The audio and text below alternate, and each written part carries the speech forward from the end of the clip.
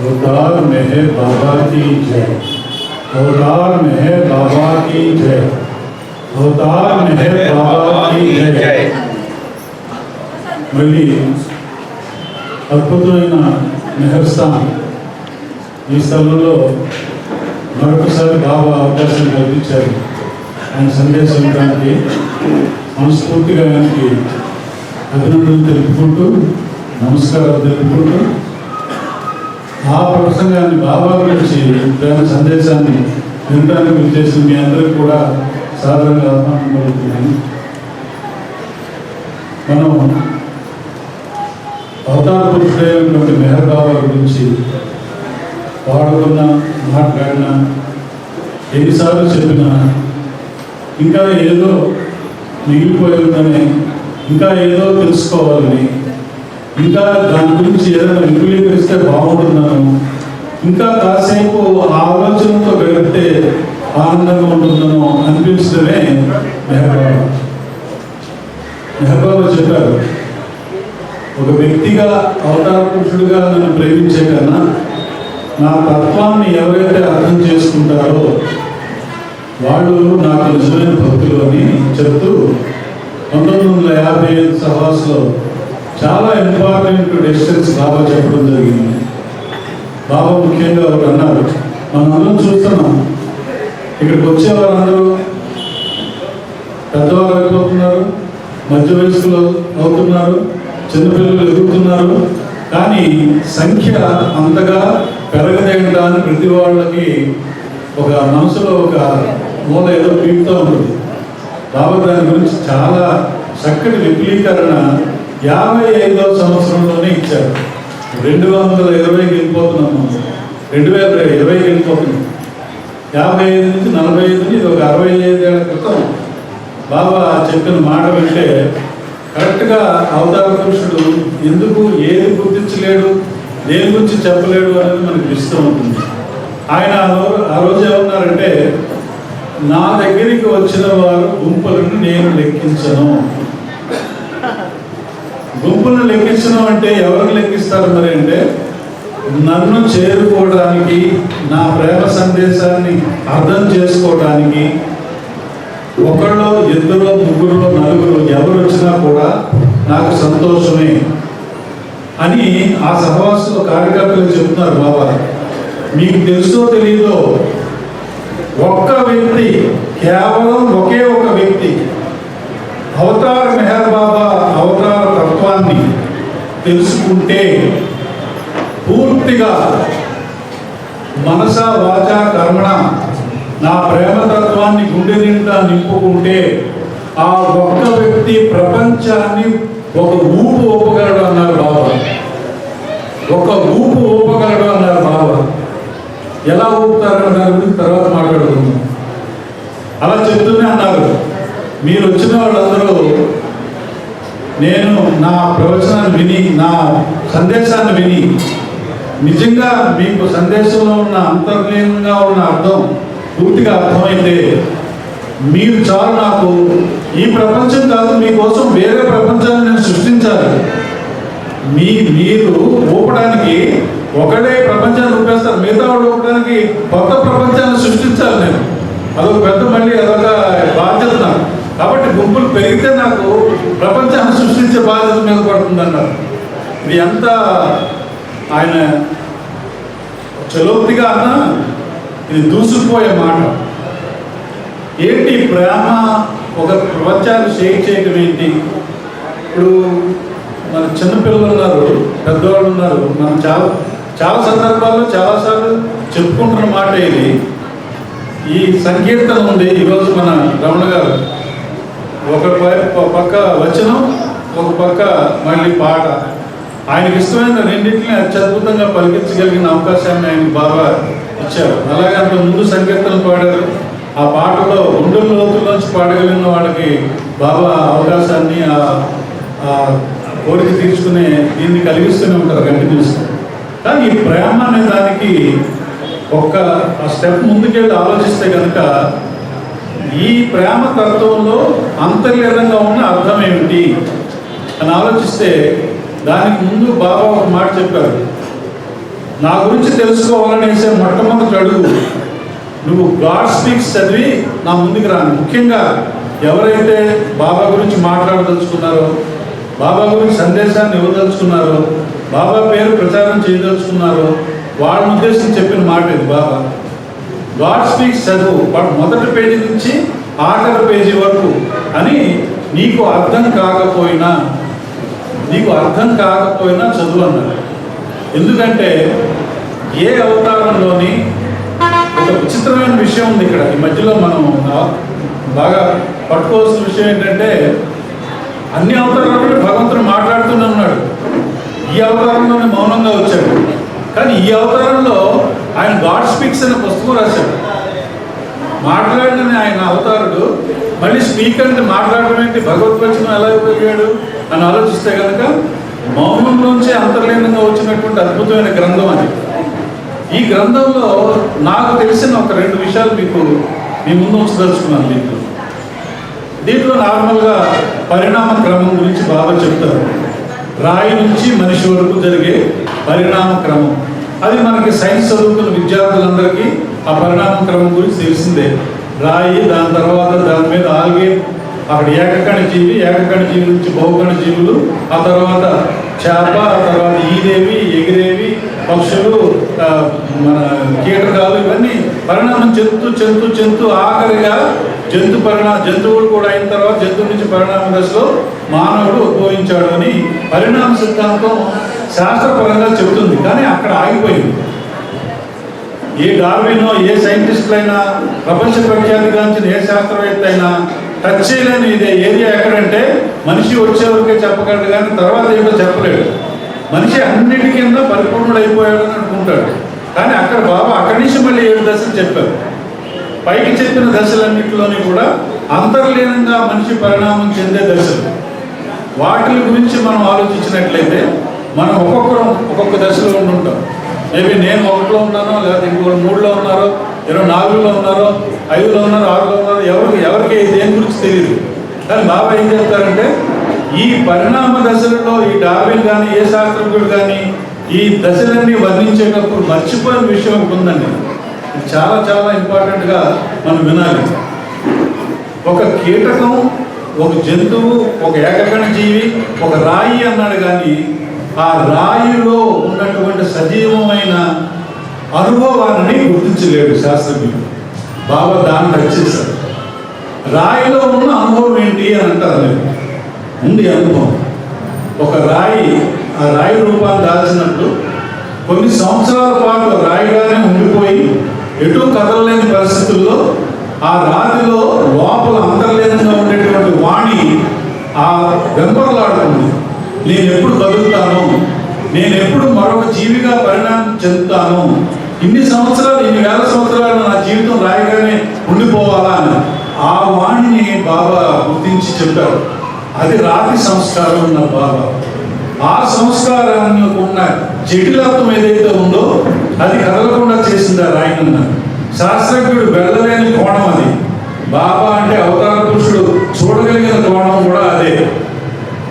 అలాగే బాబా పరిణామ క్రమంలో చెప్తారు, సంస్కారాల పరంపర కొనసాగుతూ ఉంటుంది. ప్రతి జీవి తన సంస్కారాలని ఉన్నతి చెందిన జీవి దర్శనం పొందినప్పుడు పాత సంస్కారాలను కూడా వెంట పట్టుకుని వస్తుంది. అందుకే పులిగా మారిన తర్వాత కూడా పులిలో జింక సంస్కారాలు వదలవు. కానీ జింకకుండే దయ కూడా ఉంటుంది పులిలో. అలాగే పులిలో ఒరిజినల్గా ఆ జన్మలో ఉండే రాక్షసత్వం, తిరిగి చంపేయటం అనేది కూడా ఉంటాయి. కాబట్టి దాన్ని పట్టుకొని ప్రయాణం చేసేటప్పుడు, ఆ దశను వదిలేసేటప్పుడు పులి వదిలేసేది ఏంటంటే ఈ వేటాడే తత్వాన్ని వెనక పెట్టుకుంటుంది. మళ్ళీ పరిణామ దశ వచ్చి ఏ చింపాంజీగా ఉన్నప్పుడు ఈ క్రూరత్వం కంప్లీట్గా కనిపించకుండా కనుమరుగైపోతుంది. అంటే వెంట వచ్చే సంస్కారాలు రాని సంస్కారాలు, పోగైన సంస్కారాలు, ముందు సంపాదించిన సంస్కారాలు, ఈ జన్మలో పుట్టి చేసుకున్న సంస్కారం. ఇక మనిషిగా వచ్చేసాక మనిషిలో ఏంటంటే మనిషికి వచ్చిన అత్యద్భుతమైన అడ్వాంటేజ్ బాబా చెప్పారు.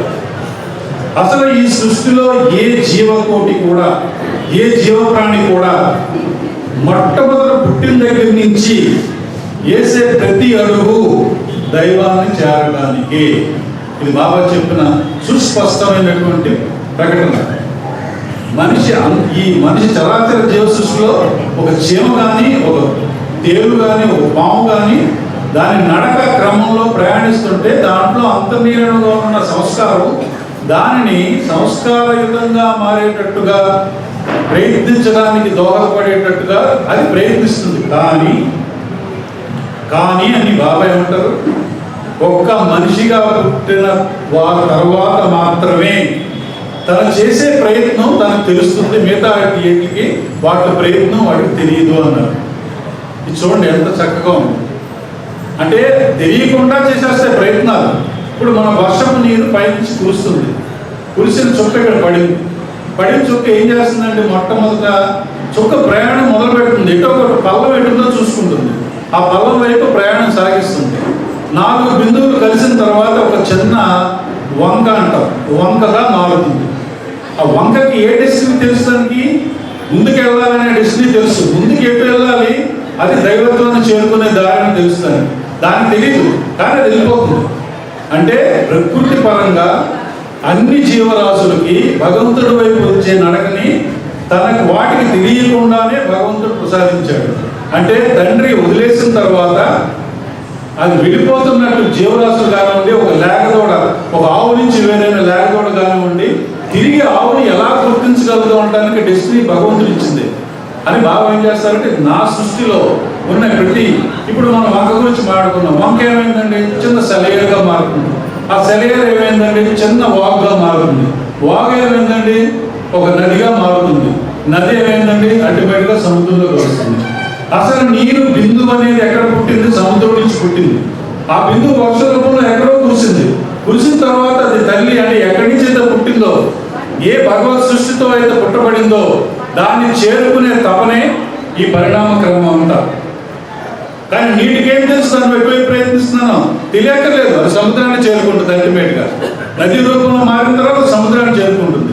అది నదిలాగా ఉన్నప్పుడు అది నదిని ఫీల్ అవ్వలేదు, అది సెలయేరుగా ఉన్నప్పుడు అది నేను సెలయేరుని ఫీల్ అవ్వలేదు, అది చిన్న డ్రాప్ చుక్కగా నేల మీద పడినప్పుడు కూడా నేను చుక్కదని ఫీల్ అవ్వలేదు. కానీ మనిషి మాత్రమే తన మేధస్సు, తన ఇంటలెక్ట్ ఉపయోగించుకొని తనకు అంతర్లీనంగా తనను తాను ప్రశ్నించుకున్నప్పుడు నేను ఎక్కడ ఉన్నానని తెలుసుకోగలడు అన్నారు బాబా. అలా తెలుసుకునే అవకాశం నీకు ఇచ్చాను కాబట్టి ఆ తెలివితేటలను ఉపయోగించి నువ్వు నా దగ్గరకు ప్రయాణం సాగిస్తున్నావా, నాకు దూరంగా వెళ్ళిపోతున్నావా అది నువ్వు తెలుసుకో. మరి నా దగ్గరికి ప్రయాణం చేయడానికి వాహకం ఏంటి నీకు? గత అన్ని అవతారాల్లో రాముడుగా, కృష్ణుడుగా, జీసస్గా, బుద్ధుడుగా రకరకాలైన వాహకాలను నేను నీకు ఇచ్చాను. వాహకాలు అంటే ఇక్కడ చిన్న ఉదాహరణ చెప్తాం. మనం అందరం ఏమనుకుంటాం అంటే అన్నిటికన్నా పెద్ద సైజు అయితే మనకు ఉపయోగపడుతుంది అనుకుంటాం. ఉదాహరణకి ఓ బొట్టులో పళ్ళు ఉన్నాయి, మనం వెళ్ళి కొనుక్కోవాలనుకుంటే సాధారణంగా అందరూ పెద్దది ఏదైతే అది పికప్ చేస్తారు. నేను ప్రతిసారి సొరకాయలు బజార్లో నాకు కూరగాయలు కొనడం బాగా తక్కువ అలవాటు. ఎప్పుడు మామిడి చెట్టు తిరుగుతూ తింటూ ఉంటాను. ఎందుకంటే బాగా పెద్దన్న సొరకాయ తీసుకెళ్ళినప్పుడు ముదిరిపోయి తెచ్చాను జరుగుతాడు. అది ఇది దూరంగా ఉన్నప్పుడు చిన్నప్పుడే కావాలని సంగతి నాకు చాలా సంవత్సరాల తర్వాత తెలిసింది.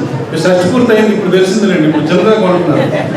సో ఈ పెద్దది అనేది ఎందుకు కొంటామంటే మనం అది ఒక రకమైన కంటికి చూడగానే ఇంపుగా కనపడేది ఇమ్మీడియట్గా గ్రాస్ చేయాలనిపిస్తుంది. అది దాంట్లో ఉన్న బలం ఏంటి, దాంట్లో ఉన్న నష్టం ఏంటి, ఇది ఉడకుతుందా ఉడకదా, ఇవన్నీ అప్పట్లో మనకి మన దృష్టిని వాటిలో మిళితం చేసి చూడగలం. ఎప్పుడంటే వంట నాకు తెలిసినప్పుడు, కోసినప్పుడు దాన్ని గట్టిగా ఉందా ఆ తత్వం తెలిసినప్పుడు, ఆ మనిషే మార్కెట్కి వెళ్ళినప్పుడు ఈ మూడింటిని మేడవైపు చేసుకొని ఏం కావాలో అది కొనుక్కుంటాడు. కానీ పెద్ద సైజు కొనుక్కుంటాం. అలాగే ఆహారాన్ని కూడా మనం ఎక్కువగా తింటే బలం వస్తుంది, ఎక్కువగా తింటే నీరసం రాదు అనేది మనకు ఒక ఎప్పుడైనా నిశ్చితమైన అభిప్రాయం. కానీ ఒక ఔషధం అనే మాట వాడినప్పుడు ఎంత ఔషధాన్ని మనం తీసుకోవాలి అంటే డాక్టర్ కొంచెం పెద్ద మాత్ర ఇస్తే డాక్టర్ని తిట్టుకుంటాం. నేను బొంగు దగ్గర మాత్ర ఇచ్చాడంటే మొన్న వచ్చినప్పుడు చిన్న మాత్ర ఇచ్చాడు, ఆ డాక్టర్ బెటర్ అనుకున్నాం. ఎందుకంటే మాత్రమేమో చిన్నది కావాలి, నొప్పి తగ్గిపోవాలి, అన్నమేమో ఇంత కావాలి, కడుపు నిండిపోవాలి, బలం రావాలి. అన్నమే అంత తినకూడదు మాత్ర అంతా. అలా మాత్రం తింటే ఏమవుతుందో ప్రయత్నించాము. ఔషధం చిన్నది కావాలి. ఇప్పుడు నేను వాహకం అనేది సిమిలీ చెప్పడానికి చెప్పాను. ఇదంతా ఇలాగ ఔషధాల్లో మనకి ఆయుర్వేదం ఉంది, హోమియోపతి ఉంది, ఎలోపతి ఉంది. అన్నింటిలో కూడా రకరకాల వాహకాలను ఉపయోగించారు. ఒక హానిమన్ అనే వ్యక్తి ఓన్లీ షుగర్ మిల్క్, దాంట్లో షుగర్లో తడిపినటువంటి మందు దాంట్లో తడిపి ఇచ్చారు వాహకంగా. అది తీసుకొని నొప్పులు మాయమైపోతాయి. అదే యాంటీబయాటిక్ పెన్సిలిన్ ఇంజక్షన్ ఇచ్చిన తగ్గిన నొప్పి ఎలాగైతే తగ్గిందో ఈ షుగర్ మిల్క్లో కూడా అదే నొప్పి తగ్గుతుంది. అంటే దీంట్లో వాహకంలో మార్పు, సైజులో మార్పే తప్ప ఔషధంలో మార్పు లేదు. కానీ ఔషధంలో సూక్ష్మత మనకి లాభాన్ని చేకూర్చింది. సూక్ష్మత లాభాన్ని చేకూరుస్తుందా లేదా, అది ఒక నిర్దిష్టమైన ఆలోచనగా మనకు కలిగితే ఈ సూక్ష్మత గురించి బాబా ఏం చెప్పారన్నది విందాం. బాబా ఏమంటారంటే, ఎలా అంటే ఈ సింప్లిస్ అని బాబా చెప్పారు నేను, కానీ మనకి ఇంకా ప్రగాఢంగా అర్థం కావాలంటే, దాన్ని తెలుసుకుని వెళ్ళాలంటే నాకు వచ్చిన దాటి ఇక్కడ జస్ట్ యాడ్ చేశాను. ఎందుకంటే మొన్న ప్రసాద్ రావు గారు అందరూ హైదరాబాద్లో వార్నింగ్ ఇచ్చారు, ఎక్స్టెంపోర్గా నోటుకు వచ్చినట్టు ఎవరు స్పీచ్లు ఇవ్వకండి. బాబా ఏం చెప్పారో ఆ స్పీచ్లే ఇవ్వండి. ఆయన తత్వాన్ని మర్చిపోయి మనకి ప్రవచనకర్తలు ఇప్పుడు చాలా మంది ఉన్నారు మార్కెట్లో, అందరూ ఉధృతంగా ప్రవచనాలు చెప్పుకుంటూ ఉంటారు. అన్ని ప్రవచనాలు కలిపి ఇక్కడ చెప్పేస్తున్నాం అని చెప్పేసి ఒక అభిప్రాయానికి వచ్చి బాబా సూత్రులు చెప్పడం. కాబట్టి తొందరగా మళ్ళీ వెనక్కి వెళ్ళిపోతే, ఇప్పుడు బాబా ఇచ్చింది ఔషధం లేదు, ఒక షుగర్ మిల్క్ లేదు, ఒక మామూలు టాబ్లెట్ లేదు, క్యాప్సూల్ లేదు. మరి ఏం ఔషధం ఇచ్చారు, దాని వైపు ఎలా ప్రయాణం చేయమన్నారు అంటే ఆయన చెప్పింది ఏంటంటే, ప్రేమ అనేది ఇచ్చాను నీకన్నా. ఇప్పుడు మనందరికీ ఏంటంటే, పాటలో చెప్తారు, నిన్ను ప్రేమించేటట్టు, నిన్ను ప్రేమించేటట్టు, నిన్ను ప్రేమించేటట్టు, నిన్ను ప్రేమించేటట్టు అంటే పిల్లలు ఎవరన్నా అడుగుతారు, ఎంతని ప్రేమిస్తాం బాబాని, బాబాని ఎలా అంత గట్టిగా ఎలా ప్రేమించాలి, ఇంకా ఎలా ప్రేమించాలి, ఇంకా ఎలా ప్రేమించాలి, మీరందరూ ఇంకా ప్రేమించి ఇంకా ప్రేమించి ఇంకా ప్రేమించి అంటారు. అంత గట్టిగా ఎలా ప్రేమించాలి, ఎలాగ మా ప్రేమని ఇంప్రూవ్ చేసుకుంటే డే బై డే అనే ఒక క్వశ్చన్ వస్తే బాబా ఆనాడే దీనికి క్లియర్ కట్ సమాధాన సహవాసం ఇచ్చారు. ఆ రోజుల్లో ఆయన చెప్పిన సహవాస అనే దానికి ఇచ్చిన నిర్వచనం కానీ మనం వింటే ఒకసారి సహవాస నిర్వచనం ఆయన చెప్తూ అన్నారు, సహవాస అన్నది అత్యంత ఉపయోగకరమైనది. దీంట్లో ఏం మాట్లాడారు, ఏం చెప్పారు అని కాదు. ఇది కూడా నేను ఇవాళ అనుకున్నా 9 గంటలకు రాజుగారి ప్రోగ్రామ్ అంటే 9:10 నిమిషాలకు వచ్చి నేను అనుకున్నా బాబాని 10 నిమిషాలు వెయిట్ చేయించానని లెంపలేసుకున్నా. సహవాస అంటే ఎక్కడైనా ఎప్పుడైతే సహవాస అన్నావో అక్కడ నేను ప్రత్యక్షంగా ఉంటాను, శరీరం వదిలేసిన తర్వాత కూడా నేను వచ్చి కూర్చుంటాను. కాబట్టి నేను ఉన్నానని ఎరుకతో, కాన్షియస్నెస్,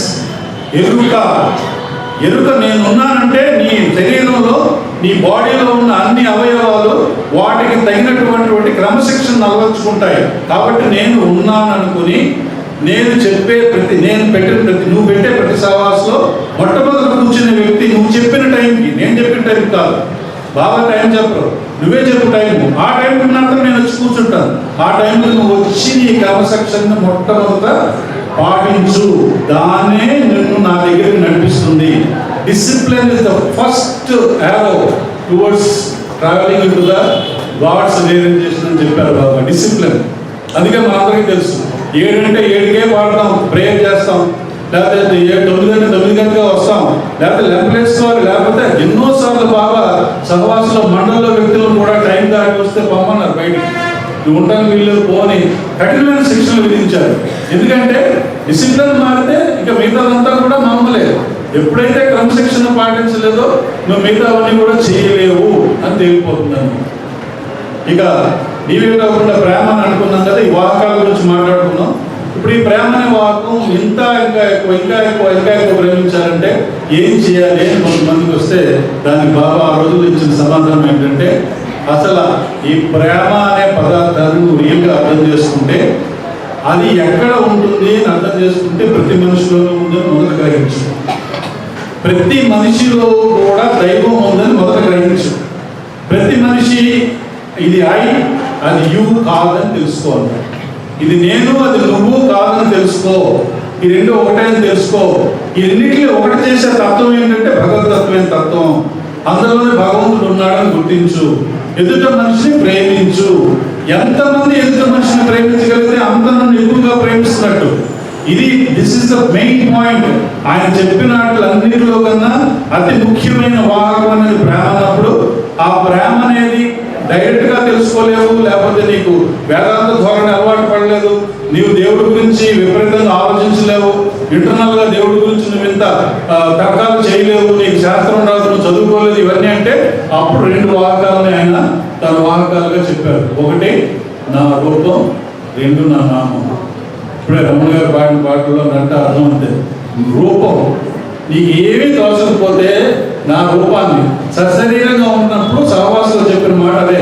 సహవాసంలో జరిగే ప్రతి ప్రక్రియ నీకు అర్థం కాదని భయపడకు.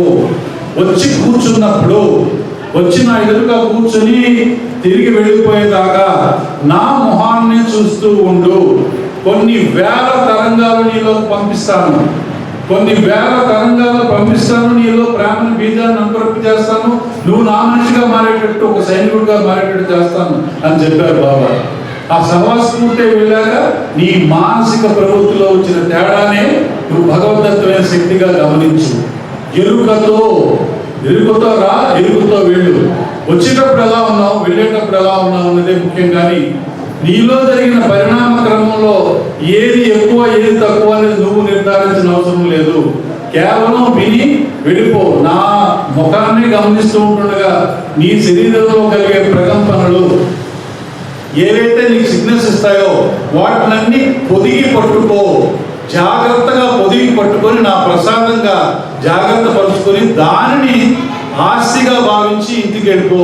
అంతేగాని నేనేం అడగలేదే బాబా, నేను కోరికలు కోరుకోలేదే, 3 అనుకున్నాను, 2 కూడా అడగలేకపోయాను, కనీసం 1 కూడా అడగలేకపోయాను, 1 అడిగితే ఇచ్చేవారేమో అని అనుకుంటే కానీ పప్పులో కాలేసామని బాబా ఉదాహరణ చెప్తారు. ప్రేమించడం, నా దగ్గరికి ఏమీ ఆశించి రావద్దని చాలాసార్లు చెప్పారు బాబా. మరి ఏమీ ఆశించిన దానికి మీ దగ్గరికి ఎందుకంటే చాలా మంది భక్తులు అడుగుతారు. ఈ భక్తులకు వచ్చే సమస్య ఏంటంటే, తెలిసిన వాళ్ళు తెలియని వాళ్ళు అందరూ కూడా ఒకటే, దేవుడి దగ్గరికి వెళ్తే మనకి ఎంతో కొంత శాంతో, సుఖమో, డబ్బో, లేకపోతే ప్రమోషనో, లేకపోతే కీర్తో ఏదో ఒకటి వచ్చి పడుతుంది డెఫినెట్గా. ఒకసారి వెళ్తే కొంత, నెల రోజులు వెళ్తే కొంత, 108 సార్లు వెళ్తే మరికొంత, జీవితంలో మేజర్ పోర్షన్ అక్కడే ఉంటే మరికొంత, అక్కడ వెళ్ళి గుడిలో 3 నిద్రలు చేస్తే మరికొంత, ఇలా పోగేసుకుంటూ మనం అడ్వాన్స్మెంటే వెళ్ళిపోతామని అనుకునే పరిస్థితుల్లో మరి ఈయన మన భగవంతుడు, మనమందరూ నమ్ముకున్న భగవంతుడు మనకి ఏమీ ఇవ్వడండి, ఏది రాదంట. అసలు కోరితే నా దగ్గరికి రావద్దని. మరి అప్పట్లోనే కోరితే నా దగ్గరికి రావద్దని 1955లో చెప్తే 2020 దాకా ఆయన వెనకాల ఎంతమంది ఎందుకు పడుతున్నారండి? ఎందుకు పడుతున్నారు 2020 దాకా ఆయన వెనక? ఆయనే నమ్ముకొని జీవితాలు ఎందుకు గడుపుతున్నారు? మీకు ఏం ఎక్స్ట్రాగా వచ్చింది, మీకు లభించిన ఆనందం ఏంటి అని లెక్కేసుకుంటే మనసులోని సమాధానం వస్తుంది. మనసులోని సమాధానం వస్తుంది. ఆయన కీర్తన చేస్తున్నప్పుడు మీలో కలిగే ఆనందం, ఆయన మాటలు వింటున్నప్పుడు మీలో కలిగే ఆనందం, ప్రేమకు లింక్ అయినటువంటి తత్వం వాహకంగా పనిచేసి మీరు ఏ విధంగా మార్చిందో అది మీరు పొందిన అభివృద్ధి, అది మీకు దక్కిన ముఖ్యమైన నిధి. ఈ నిధికి మించిన నిధి కలదా? ఎందుకయ్యా నన్ను అడుగుతావు? పట్టుకెళ్ళలేని వస్తువుల గురించి ఎందుకు నన్ను అడుగుతావు అన్నారు బాబా. పట్టుకెళ్ళలేని వస్తువుల గురించి ఎందుకు అడుగుతావు? ఏది మోసుకెళ్తావు? బంగారం ఇస్తాను మొయ్యగలవా? ఎంతవరకు మోస్తావు? డబ్బు ఇస్తాను మొయ్యగలవా? కీర్తిస్తాను పట్టుకుపోతావా? ఏమిస్తావు? వాళ్ళ ప్రాణం కాపాడు, వీళ్ళ ప్రాణం కాపాడు, కొడుకుని రక్షించి, కోడలు రక్షించి, ఎవరి టైం అయినప్పుడు వాళ్ళు వెళ్ళిపోవు, తప్పదు. నువ్వేమైనా పాతుకుపోదామని పుట్టాలనుకుంటున్నావా? Your destiny will come and you will go. ప్రతి వాడు పుట్టిన ప్రతి మనిషికి మరణం తప్పదు.